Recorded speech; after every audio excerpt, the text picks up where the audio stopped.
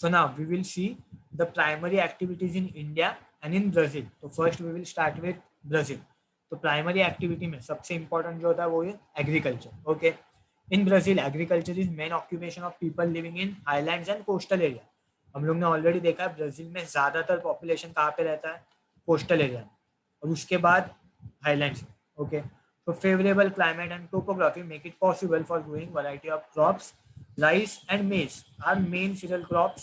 Production of maize is largely concentrated in the central part. तो आपको क्या बोला गया है कि ब्राजील में सबसे मेन जो क्रॉप लिया जाता है, फूड क्रॉप, ओके, जो कि खाने के लिए यूज होता है, उसको फूड क्रॉप बोला जाता है. वो कौन सा है? राइस एंड मेज. मेज मतलब क्या? कॉर्न. ठीक है, तो ये यहाँ पे राइस का इमेज है. This is image of crop. तो ये दो मेन फूड क्रॉप्स ब्राजील में प्रोड्यूस किए जाते हैं. और ये मोस्टली जो है कॉर्न जो है मोस्टली वो सेंट्रल ब्राजील में ज़्यादातर प्रोड्यूस किया जाता है. ओके, उसके बाद में कमर्शियल क्रॉप या फिर इसको बोला जाता है कैश क्रॉप, जिसको बेच के पैसा ज़्यादा मिलता है. ठीक है, तो commercial crops like coffee, cocoa, rubber, soybean and sugar cane are cultivated on a large scale. Food crop में हम लोग ने क्या देखा?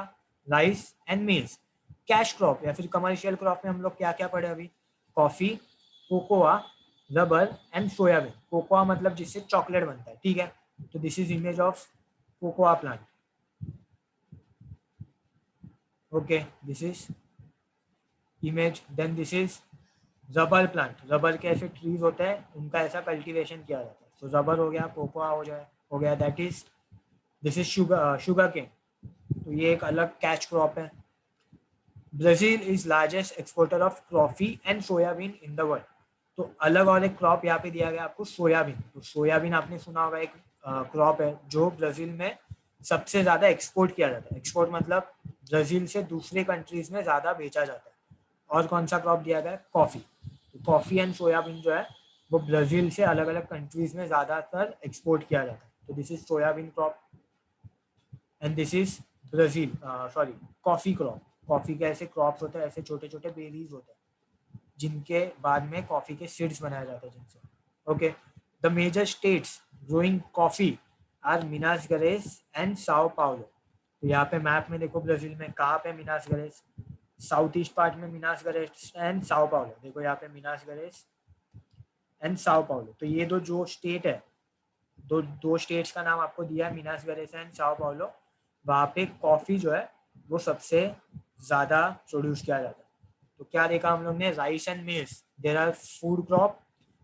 उसके बाद में cash crop, coffee, cocoa, sugar cane, और हम लोग ने रबर देखा. उसमें हम लोग ने देखा कॉफी एंड सोयाबीन जो है वो सबसे ज्यादा ब्राजील से एक्सपोर्ट किया जाता है. ओके, और कॉफी कहाँ पे ग्रो होता है सबसे ज्यादा?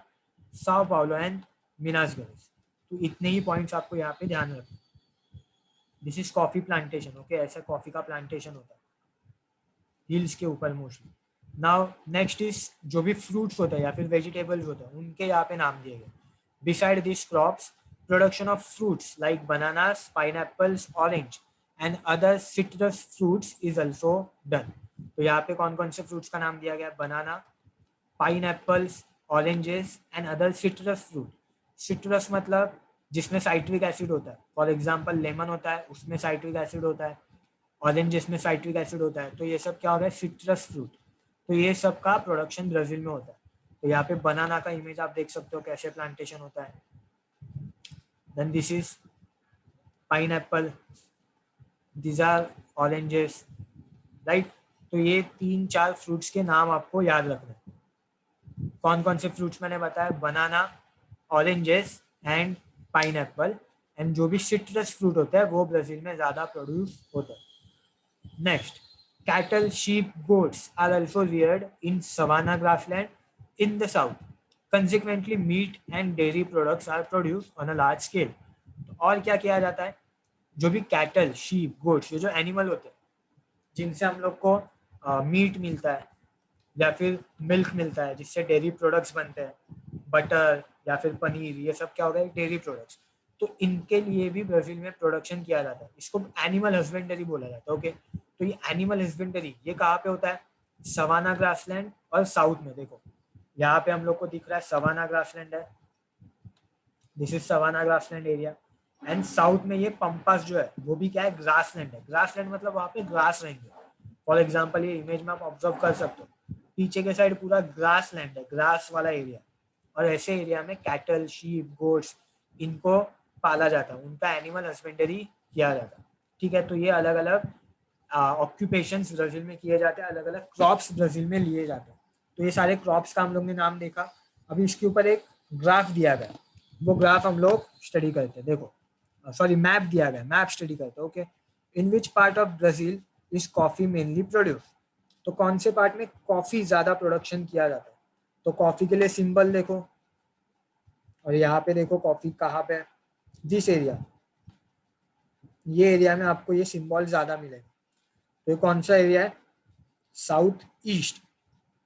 ठीक है, तो आप इसको साउथ ईस्ट बोल सकते हो, साउथ ईस्ट कोस्टल एरिया बोल सकते हो, या फिर यहाँ पे दो स्टेट मैंने आपको बताए थे, वो स्टेट्स का नाम आपको याद रहेगा, Manas Gerais and Sao Paulo. ये दो स्टेट्स एग्रीकल्चर वगैरह के लिए बहुत ज्यादा इंपॉर्टेंट है, तो आप उनका नाम भी लिख सकते हो, Minas Gerais and Sao Paulo. Next question क्या है, which food crops are mainly grown in Brazil. तो कौन से फूड क्रॉप मैंने बताया था आपको, those were rice and corn. तो राइस एंड कॉर्न जो है वो फूड क्रॉप है। बाकी जो भी है वो कमर्शियल या फिर कैश क्रॉप है, जिनका आपका डे टू डे लाइफ में खाने के लिए यूज नहीं होता है, लेकिन वहां पे उनको बेच के ज्यादा पैसा कमाया जा सकता है, इसके लिए उनको कैश क्रॉप बोला जाता है। कैश क्रॉप में क्या क्या है, coffee, sugar cane, cocoa, rubber, ये सब क्या हो गया, कैश क्रॉप। और बाद में हम लोग ने क्या देखा था, फ्रूट्स एंड वेजिटेबल्स, उसमें क्या था, बनाना, ऑरेंज, सोयाबीन, पाइनएप्पल्स, ये सब फ्रूट्स एंड वेजिटेबल्स में आ गया। ठीक है, can you relate the production of this crops with the climate there. Climate से रिलेट कर सकते हैं क्या हम लोग। तो क्लाइमेट से कैसे रिलेट कर सकते हैं कि ब्राजील में अमेजोन जो बेसिन एरिया है, अमेजोन एरिया, वहाँ पे बहुत ज़्यादा रेनफॉल होता है, राइट। इसके लिए वहाँ पे जो भी फूड क्रॉप है, राइस, कॉर्न, उनका प्रोडक्शन बहुत ज़्यादा किया जाता है। आप देख सकते हो अमेजोन के एरिया में कॉर्न का प्रोडक्शन ज़्यादा है। देखो जो मैंने सर्कल किया उसके अंदर कॉर्न का प्रोडक्शन ज़्यादा है, राइट। तो अमेजोन बेसिन में जहाँ पे रेनफॉल ज़्यादा होता है, वहाँ पे ज़्यादा फूड क्रॉप का प्रोडक्शन किया जा सकता है। देन आपको क्या पूछा गया, next question, where are the rubber plantation concentrated. तो रबर के लिए कौन सा मार्क है, रेक्टेंगुलर मार्क। ऑब्जर्व करो कहाँ पे ज़्यादा है, दिस एरिया। तो ये कौन सा एरिया, अमेजोन बेसिन या फिर Amazon river area, Amazon rain forest area, बहुत सारे नाम है इसके। तो क्या आ गया इसका आंसर, अमेजोन बेसिन। अमेजोन के बेसिन में सबसे ज्यादा रबर का प्लांटेशन होता है। ना आपको दिया गया है कंप्लीट द टेबल। टेबल में क्या कंप्लीट करना है आपको, फूड क्रॉप्स, कैश क्रॉप और फूड एंड वेजिटेबल्स, ये कहाँ पे प्रोड्यूस होते हैं उसका नाम लिखना आपको। तो हम लोग एक एक को ऑब्जर्व करेंगे। ओके, वेट अ मिनट, हम लोग एक एक को क्या करेंगे, ऑब्जर्व करेंगे, रीड करने की कोशिश करेंगे। देखो पहला कॉफी, कॉफी कहाँ पे मैंने बोला, मिनास गरेस, साओ पाउलो या फिर साउथ ईस्ट कोस्टल एरिया आप लिख सकते हो। ओके, साउथ ईस्ट ब्राजील लिख सकते हो। देन राइस, राइस अगर ऑब्जर्व करोगे तो देखो जो मैं लाइन मार्क कर रहा हूँ उसको देखो, ऑलमोस्ट कोस्टल एरिया में, तो नॉर्थ कोस्ट, और इसको क्या बोला जाता है ब्राजील में, ईस्ट कोस्ट। तो north coast area and east coast area, ये दो जगहों पे राइस जो है वो ज्यादा प्रोड्यूस होता है। कॉर्न हम लोग ने ऑलरेडी देख लिया कहाँ पे होता है, अमेजोन बेसिन के एरिया में कॉर्न ज्यादा प्रोड्यूस होता है। और थोड़ा बहुत हाईलैंड्स में बोल सकते हैं हम लोग, देखो ये हाईलैंड्स में मार्क है, this mark is also in highlands. So highlands and Amazon basin area. Okay, pay attention यार, ओके, क्योंकि तुम लोग को बाद में टेबल फिल करना है।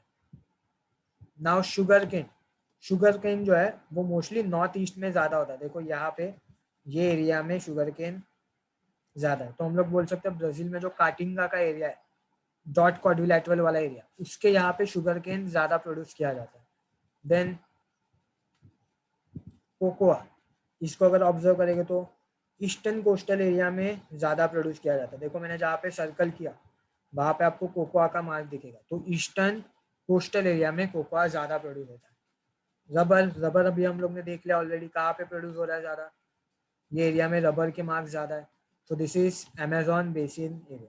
तो सिंपल है, आपको सिर्फ मैप रीड करना है और ब्राजील के कौन से एरिया में या फिर कौन से डायरेक्शन में वो आपको लिखना है। बनाना, बनाना कहाँ पे, वेट मुझे पहले क्लियर करने दो। बनाना अगर ऑब्जर्व करेंगे तो देखो यहाँ पे 2 बनाना, यहाँ पे 3-4 बनाना दिख रहा है आपको। तो again this is northern coast, this is eastern coast. तो north coast and east coast पे बनाना का प्रोडक्शन ज़्यादा हो रहा है। देन ऑरेंजेस, ऑरेंजेस देखो सेंट्रल पार्ट में। तो सेंट्रल पार्ट कौन सा है ब्राज़ील में? It is highland area. और थोड़े आपको यहाँ पे ऊपर भी देखेंगे अमेजोन बेसिन के एरिया में। तो अमेजोन बेसिन एंड हाईलैंड्स लिख सकते हो, Brazilian highlands and Amazon basin. Soybean अगर ऑब्जर्व करेंगे तो ऑलमोस्ट सब जगह पे यहाँ पे, वेट, यहाँ पे आपको दिखेगा नॉर्थ कोस्ट पे भी सोयाबीन का मार्क है, ईस्टर्न कोस्ट पे भी सोयाबीन का मार्क है। लेकिन ज़्यादा कॉन्सेंट्रेशन कहाँ पे है? तो साउथ में ज़्यादा कॉन्सेंट्रेटेड है, राइट, और ईस्टर्न एरिया में ज़्यादा कॉन्सेंट्रेटेड है, राइट। तो हम लोग इसको क्या लिखेंगे? South Brazil. साउथ ब्राज़ील को हम लोग पंपास ग्रासलैंड भी बोल सकते हैं, लेकिन साउथ ब्राज़ील भी बोल सकते हैं। ईस्टर्न कोस्टल एरिया, तो ये ईस्टर्न कोस्टल एरिया हो गया, सॉरी ईस्टर्न कोस्टल एरिया नहीं, ईस्टर्न एरिया हो गया। ओके सॉरी ईस्टर्न डायरेक्शन नहीं है, दिस इज वेस्टर्न डायरेक्शन। तो western direction and southern direction. Okay, southern part of Brazil में मिलता है और वेस्टर्न पार्ट ऑफ ब्राज़ील में सोयाबीन प्रोडक्शन होता है। तो ये आपको याद रखना है, मैंने ये टेबल बनाया है, लेकिन आपको खुद से ये टेबल बनाना है। ओके, तो ये टेबल में अभी आपको दिखा नहीं रहा हूँ, भेज नहीं रहा हूँ, you have to make the table, जिसमें ये सारे क्रॉप्स के नाम आएंगे, coffee, rice, corn, sugar cane, cocoa, rubber, banana, orange, soybean. और ये जो मैप दिया गया है उसको रीड करके आपको बताना है कि कौन से एरिया में क्रॉप कहाँ पे प्रोड्यूस किया जाता है। फिर एक बार मैं रिवाइज कर रहा हूँ इसको, देखो कॉफी, कॉफी क्या है? साउथ ईस्ट ब्राजील, या फिर आप यहाँ पे Sao Paulo and Minas Gerais लिखोगे। Rice northern coast and eastern coast. Corn Amazon basin, यहाँ पे अमेजोन बेसिन के एरिया में, एंड ब्राजीलियन हाईलैंड्स, ठीक है। शुगर केन, शुगर केन कहाँ पे? North east area, north east area में शुगर केन ज़्यादा प्रोड्यूस हो रहा है। देन कोकोआ, कोकोआ को हम लोग यहाँ पे देखो, ईस्टर्न कोस्ट में कोकोआ ज़्यादा प्रोड्यूस हो रहा है। Then rubber, rubber is in the Amazon basin, ज़्यादा कॉन्सेंट्रेशन अमेजोन बेसिन में, नॉर्थ में। देन बनाना, बनाना भी मैंने क्या बोला, नॉर्थ कोस्ट के इधर दिख रहे हैं 2 मार्क, और ईस्टर्न कोस्ट के यहाँ पे 3-4 मार्क है, तो eastern coast and north coast. Oranges, oranges middle part में ज़्यादा है, सेंट्रल पार्ट में ज़्यादा है, इसके लिए हम लोग क्या लिखेंगे? Brazilian highland. And last is soybean which is in southern Brazil, और we can write pampas grassland and western Brazil, ठीक है, दिस इज वेस्टर्न एरिया, ठीक है, western Brazil and southern Brazil. तो ऐसे हम लोग को मैप को रीड करके ये टेबल कंप्लीट करना है। Next part is mining. Mining भी एक प्राइमरी एक्टिविटी है। The eastern part of Brazil is rich in various minerals, iron, manganese, nickel, copper, bauxite, tungsten, diamonds etcetera. तो ईस्टर्न पार्ट ऑफ ब्राज़ील का, eastern part मतलब कौन सा है? जो हाईलैंड और एस्कार्पमेंट वाला एरिया है, जो कोस्टल एरिया है, वहाँ पे ज़्यादा से ज़्यादा मिनरल्स मिलते हैं। देखो मैंने मार्क किया, सर्कल किया यहाँ पे, ये एरिया में ज़्यादा से ज़्यादा मिनरल्स मिलता है। तो जो साओ पाउलो, मिनास गेरास था, जहाँ पे कॉफ़ी ज़्यादा मिल रहा था, वहीं पे मिनरल्स भी ज़्यादा मिलते हैं। कौन कौन से मिनरल्स मिलते हैं? Iron ore, manganese, nickel, copper, bauxite, tungsten, diamond. Tungsten आपको पता होगा जो बल्ब में यूज होता है मेटल, दैट इज टंगस्टन। तो वो टंगस्टन भी ब्राज़ील में मिलता है। अभी कौन कौन से एरिया में मिलता है वो हम लोग फिर से वो मैप में देखेंगे। Inaccessibility, lack of knowledge of potential reserve of resource, dense forest, etc. are factors which have led to limitations in mining in the interior part of the country. Nevertheless, because of increasing demand in the country, mining work has developed well in the highland region. तो आपको क्या बोला गया कि Brazil को अगर observe करोगे तो बहुत बड़ा अमेजोन फॉरेस्ट का एरिया है, उसको हम लोग डिस्टर्ब नहीं कर सकते, वहाँ पे माइनिंग नहीं कर सकते डेंस फॉरेस्ट होने के वजह से। तो ज़्यादातर नॉर्थ पार्ट में माइनिंग नहीं होती, कम होती है। रिलेटिवली जो हाईलैंड्स का एरिया है, जहाँ पे ज़्यादा लोग रहते हैं, या फिर जहाँ पे लैंड पार्ट अवेलेबल ज़्यादा है, फॉरेस्ट कम है, वहाँ पे माइनिंग ज़्यादा की जाती है। तो हम लोग को ये याद रखना है कि हाईलैंड रीजन जो है ब्राज़ील में, वहाँ पे माइनिंग ज़्यादा की जाती है, और जो भी डेंस फॉरेस्ट एरिया है अमेजोन का, वहाँ पे माइनिंग बहुत कम की जाती है। अभी ये मैप को हम लोग को फिर से रीड करना है फॉर माइनिंग फॉर मिनरल्स, ठीक है। Prepare a table of mining products and region production in Brazil. तो जैसे हम लोग ने एग्रीकल्चर के लिए टेबल बनाया था, वैसे हम लोग को माइनिंग के लिए भी टेबल बनाना है। I have prepared this table. हम लोग उसको फिर से एक बार रीड करते हैं मैप देख के। In which part of Brazil has mining activity not developed, what could be the region. तो कहाँ पे डेवलप नहीं है? मोस्टली अमेजोन रिवर के एरिया में डेवलप्ड नहीं है। Considering the availability of resource, where has the development of industries occur. तो कहाँ पे इंडस्ट्रीज ज्यादा डेवलप्ड होगी? तो हाईलैंड पार्ट में या फिर कोस्टल एरिया में इंडस्ट्रीज ज़्यादा डेवलप होगी, क्योंकि हम लोग ने अभी अभी पढ़ा कि हाईलैंड्स में ज़्यादा मिनरल्स मिलता है, ज़्यादा मिनरल्स को माइनिंग से ज़्यादा मिनरल्स वहाँ पे निकाले जाते हैं। तो इसके लिए हाईलैंड्स में ज़्यादा इंडस्ट्रीज ग्रो होगी। ओके, अभी हम लोग इसको रीड करेंगे। पहला मिनरल जो हम लोग को दिया है वो है मैंगनीज। मैंगनीज का कहाँ पे मार्क दिखाई दे रहा है आपको? 1 एंड दिस इज 2। तो हम लोग इसको लिख सकते हैं अमेजोन बेसिन या फिर नदन कोस्ट, ठीक है। नॉर्थ कोस्ट जो है उसके आसपास आपको मैंगनीज ज़्यादा देखने को मिल रहा है, या फिर अमेजोन बेसिन भी यहाँ पे लिखोगे तो चलेगा, लेकिन ज़्यादा मैंगनीज नहीं है। ओके, ज़्यादा माइनिंग अमेजोन बेसिन में नहीं हो रहा है। नेक्स्ट इज बॉक्साइड, ठीक है। बॉक्साइड भी हम लोग को दिख रहा है नदन कोस्ट के यहाँ पे, तो northern coast we can write. यहाँ पे भी देखो नदन कोस्ट, यहाँ पे बॉक्साइड का मार्क है। And the next mark is in south east Brazil. देखो साउथ ईस्ट एरिया में भी 2 मार्क हम लोग को दिख रहे हैं, तो south east Brazil and northern coast. Now iron ore, iron ore के लिए देखो अमेजोन के बेसिन में आयरन ओर मिलता है, तो इसके लिए वहाँ पे उनके लिए माइनिंग की जाती है, तो अमेजोन बेसिन आएगा। And again you can observe here south east Brazil. तो साउथ ईस्ट ब्राजील में जहाँ पे आइलैंड एरिया है, साओ पाउलो, मिनास गेरास, वहाँ पे बॉक्साइट और आयरन ओर उनका ज़्यादा प्रोडक्शन किया जाता है, उनका ज़्यादा माइनिंग किया जाता है।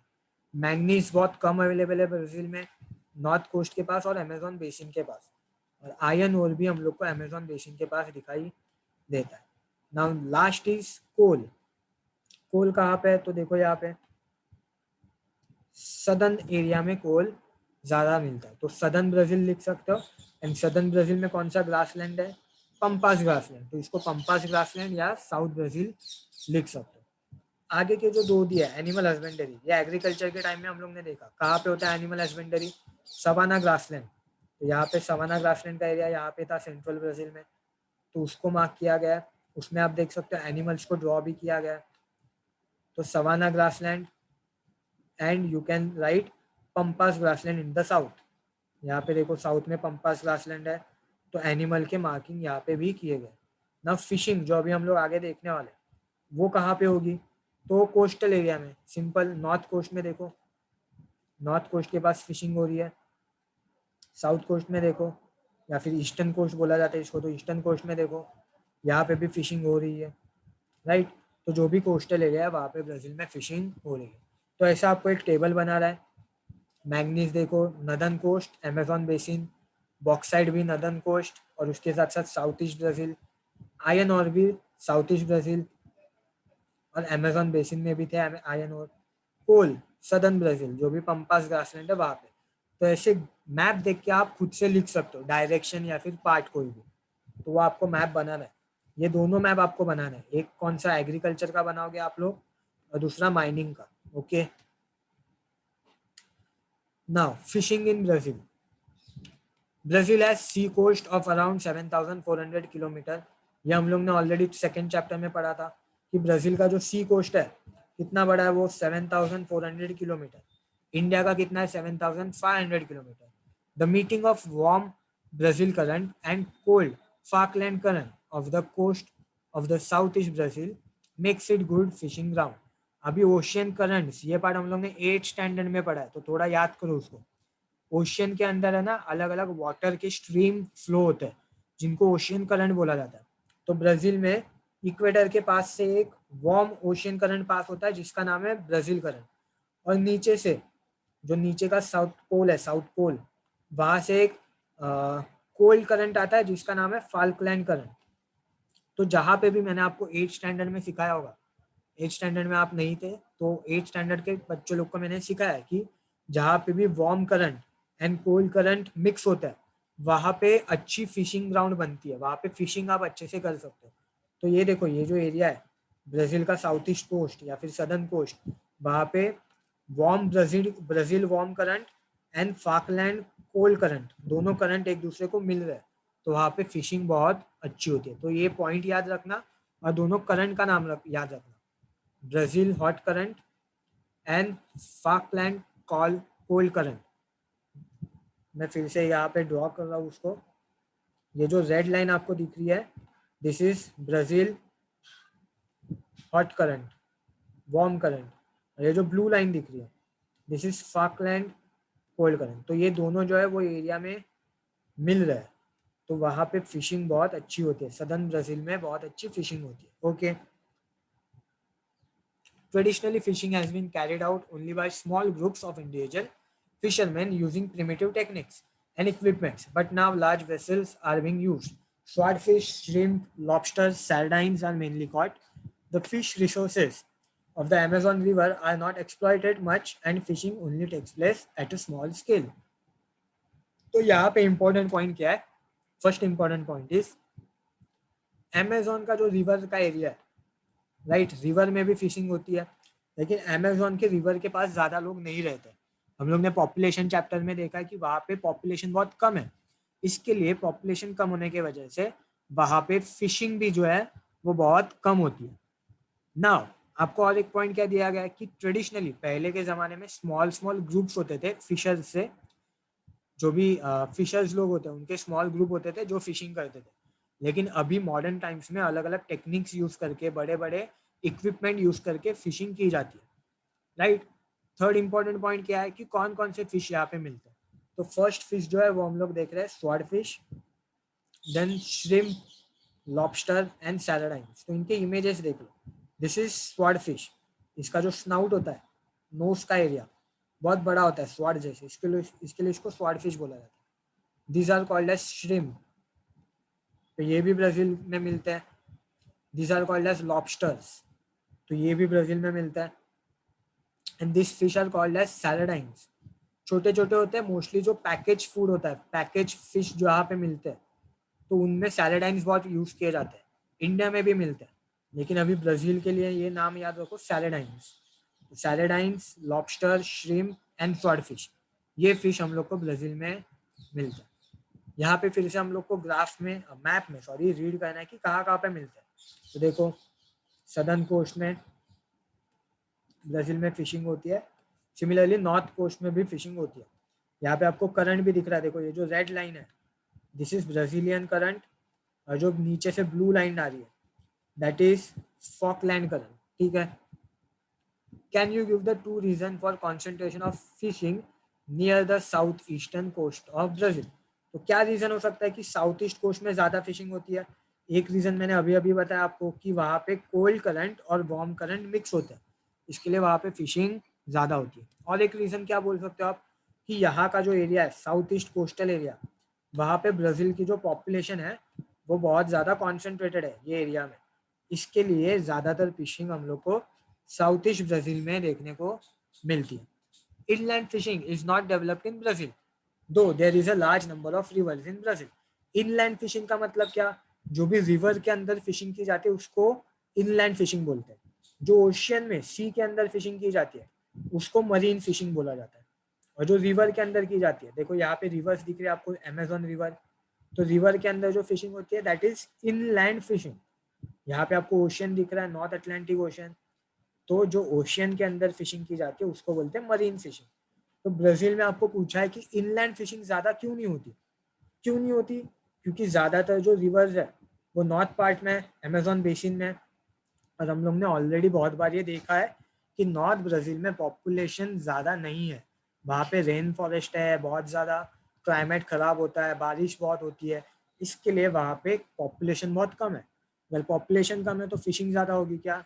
नहीं होगी। तो ये रीज़न है नॉर्थ एरिया में, अमेजोन बेसिन में फिशिंग बहुत कम होती है। Okay, taxes are an important part of the economy and trade of any country, India has now switched to GST, goods and service tax, which aims towards tax all over the country on various commodities and services. Brazil too has adopted the system from 1984. तो यहाँ पे क्या दिया गया, GST के बारे में दिया गया। आपने मैथ्स में पढ़ा होगा, तो मैं आपको इस यहाँ पे ज्यादा एक्सप्लेन नहीं करूंगा, लेकिन GST क्या है, टैक्सेशन सिस्टम है। क्यों ये इंपॉर्टेंट है, क्योंकि एक ही तरीके का tax all over the country होता है, one tax all over the country. Normally जो पहले टैक्स हुआ करते थे, अलग अलग तरीके के टैक्स होते थे अलग अलग चीजों के ऊपर, लेकिन अभी GST आने के बाद सभी चीजों के ऊपर एक ही तरीके का टैक्स लगता है। ओके, तो ब्राजील में भी GST 1984 से अप्लाइड हुआ है। Like India, Brazil too has various slabs. अभी GST के अलग अलग स्लैब होते हैं, लाइक 0% टैक्स, 5% टैक्स, 10%, 18% टैक्स। तो इनको स्लैब्स बोला जाता है। अलग अलग चीज़ों पे 5% टैक्स लगता है, अलग अलग चीज़ों पे 18% टैक्स लगता है। कुछ ऐसी चीज़ें होती है, इंपॉर्टेंट चीज़ें, जिनके ऊपर 0% टैक्स होता है, नो टैक्स। तो इनको क्या बोला जाता है, स्लैब्स बोला जाता है। You have already studied this in maths में भी, so I'm not going in deep. Brazil has been the largest producer of coffee for the last 150 years. The plant belongs originally to Ethiopia. It was first brought to Brazil by French settlers who established it in the state of Pará in the early 18th century. Coffee farms are called as fazendas. तो यहाँ पे आपको दिया गया कि coffee जो है उसका सबसे लार्जेस्ट प्रोड्यूसर जो है वो ब्राजील है पिछले 150 ईयर्स से। लेकिन वो ओरिजिनली प्लांट कहाँ से आता है, कहाँ का प्लांट है, वो इथियोपिया का, जो कि एक अफ्रीकन कंट्री है। तो ये इथियोपिया से ब्राजील में क्यों आया, क्योंकि जब ब्राजील में जब फ्रेंच सेटलर्स आए थे, जब ब्राजील में फ्रेंच लोग आए थे यूरोप से, तो वो अपने साथ ये कॉफी का प्लांट लेके आए थे। और बाद में उन्होंने ब्राजील में जो पारा करके स्टेट है नॉर्थ में, जहाँ पे हम लोग ने देखा था पॉपुलेशन डेंसिटी बहुत कम है, वहां पे ये लोगों ने वो कॉफी का प्लांटेशन करना स्टार्ट किया था अर्ली 18th सेंचुरी में। और जो भी कॉफी का प्लांटेशन होता है, जो फार्म्स होते हैं, उनको फजेंडास बोला जाता है। फॉर एग्जांपल वेट, मैं आपको पिक्चर दिखा रहा हूँ जो मैंने ऑलरेडी आपको कॉफी के प्लांटेशन में बताया। लुक दिस, मैंने आपको बताया था ऐसे कॉफी का प्लांटेशन होता है। यहाँ पे मैंने कॉफी का प्लांट का इमेज बताया था। ये जो कॉफी का प्लांटेशन का जो भी एरिया है या फिर जो भी प्लांटेशन हो रहा है, उसको फजेंडास बोला जाता है। ओके, ब्राजील में उनको फजेंडास बोला जाता है। Now coming back to this, okay, so यहाँ पे हम लोग ने देखा कि GST जो टैक्सेशन सिस्टम है इंडिया में, वो ब्राजील में भी 1984 से चल रहा है। इंडिया में आई गेस 2015-16 में आया, तो इंडिया में बाद के पीरियड में आया। देन कॉफी जो है वो ओरिजिनली कहाँ से आया है, इथियोपिया से। देखो यहाँ पे मैप है, this is Ethiopia, African country है, लेकिन इथियोपिया से इंडिया में, इथियोपिया से ब्राजील में, अलग अलग जगह पे इथियोपिया से जो भी फ्रेंच या फिर यूरोप के जो भी लोग जाते थे अलग अलग कंट्रीज में, उन्होंने इथियोपिया से ये प्लांट अलग अलग कंट्रीज में लेके गए थे। फॉर एग्जांपल देखो, इंडिया में कभी लेके आए थे 1650 में, ब्राजील में कब लेके आए 1720 में, और तभी से अराउंड 1720 से ब्राजील जो है वो सबसे ज़्यादा कॉफ़ी प्रोड्यूस करता है। Okay, so this was about agriculture, mining. Then there is one more part that is about currencies. Okay, Brazil का जो करेंसी होता है उसको क्या बोला जाता है, ब्राजीलियन रियल। देन इंडिया का करेंसी सबको पता है, रुपीस। अमेरिका जो करेंसी होता है अमेरिका का, यूनाइटेड स्टेट्स डॉलर, ठीक है, US डॉलर्स बोला जाता है उनको, ठीक है। उनका सिंबल यहाँ पे देखो इंपॉर्टेंट है, this is rupees, this is Brazilian real का symbol, and this is US dollar का सिंबल। यहाँ पे और एक चीज क्या दी गई है, 1 अमेरिकन डॉलर या फिर 1 US dollar is equal to 3 Indian rupees. 1 US dollar is equal to 3 Brazilian real, ठीक है, ब्राजीलियन रियल है, and 1 US dollar is 64 Indian rupees. तो इसका मतलब $1 जो है उसके कंपेरेटिव में ब्राजील की जो करेंसी है वो कितनी होती है, 3 ब्राजीलियन रियल, और इंडिया की कितनी होती है, 64 इंडियन रुपीज। जितना ज्यादा होगा ना वैल्यू, उतनी करेंसी वीक समझी जाती है। तो इंडिया की करेंसी एक्चुअली ब्राजील से वीक है। ओके, तो ये नंबर याद रखने की जरूरत नहीं है आपको, this is only given for your general knowledge कि ब्राजीलियन जो रियल है उसका वैल्यू $1 के कितना होता है 3.1297 और इंडियन जो रुपीज होता है उसका वैल्यू ब्राजीलियन अमेरिकन डॉलर से कितना होता है 64.153। और मैंने क्या बोला आपको कि जो करेंसी होती है अगर यूएस डॉलर के कंपैरिजन में उसका रेट जितना ज़्यादा होगा उसका वो करेंसी को उतना वीक माना जाता है। तो इंडियन करेंसी ब्राजीलियन करेंसी से बहुत वीक है। Okay, and again this rates are always changing. इसके लिए मैंने बोला आपको याद रखने की ज़रूरत नहीं है। ये रेट जो है वो जब ये बुक बनाई थी, बुक को जब प्रिंट किया गया था तभी के रेट है। अभी के रेट चेंज हो गए। अभी यूएस डॉलर के कंपैरिजन में इंडियन रुपीज़ जो है वो 70 प्लस है, 70 रुपीज़ प्लस है। तो ये रेट्स हमेशा चेंज होते हैं। ये करेंसी के पिक्चर्स आप देख सकते हो। This is Indian rupees, everyone know that. This is Brazilian reals and these are American dollars, United States dollars. Okay, name the warm and cold current. याद है सबको कौन सा वार्म करंट था? ब्राजील वार्म करंट, एंड यहाँ पे ये Falkland cold current. और इसके लिए ये जो एरिया है वहाँ पे फिशिंग अच्छी होती है। So this was about agriculture, then fishing and mining in Brazil. Okay.